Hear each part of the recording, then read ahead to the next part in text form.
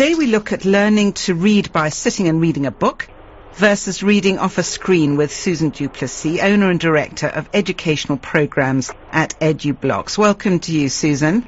Hello, Tamara.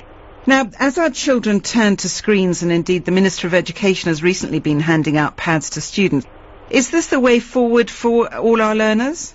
It depends. There's a time and a place for everything. That's what I always say.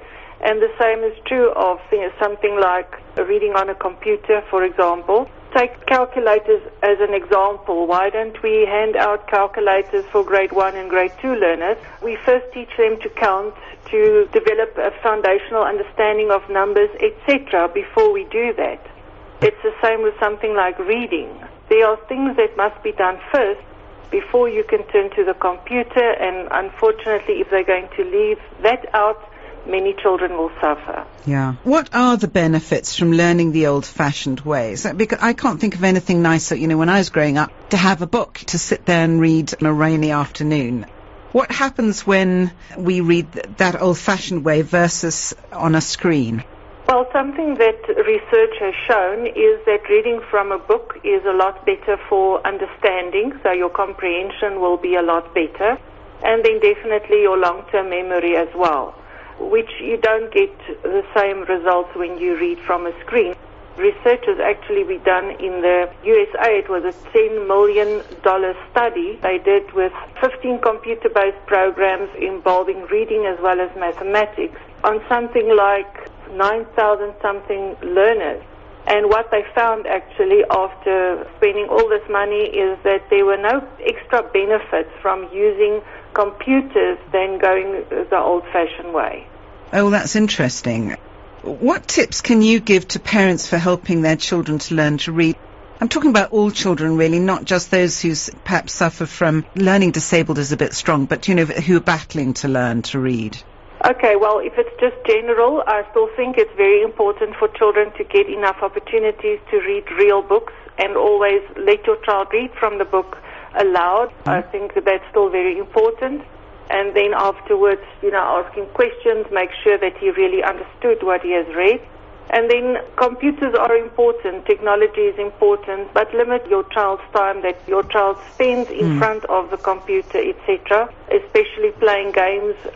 A child who goes to school, who is exposed to so much games, etc., will find school very, very boring. In fact, I'm on my way to school now to help a learner where this is exactly the case. School is extremely boring for this child because he's on the computer all day long.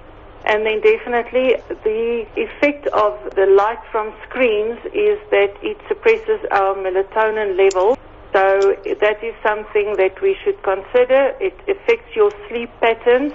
So don't let your child spend time on the screen late at night. No, it's very good advice for adults and children, I think. Correct. Because, we do need our sleep. EduBlocks have outfits sort of around the country, don't you, that help children to learn. Is it specifically for children who have problem learning? Not always. Obviously, we've got lots and lots of children coming with reading problems and mathematical problems and spelling problems, etc.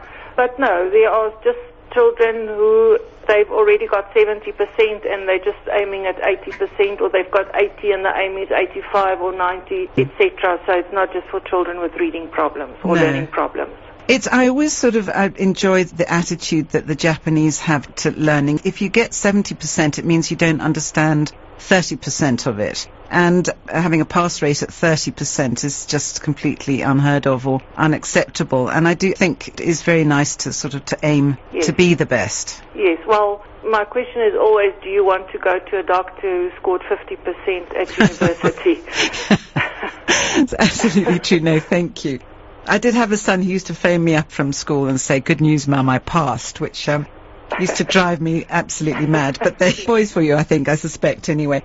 Well, look, it sounds like good advice, and I think, there's a place for both of them, obviously, but don't trash the old methods. I guess that's the message, isn't it? That is, absolutely. All right. Well, Susan du Plessis, owner and director of educational programs at EduBlocks. Thanks for joining us today. Thank you, Tamara.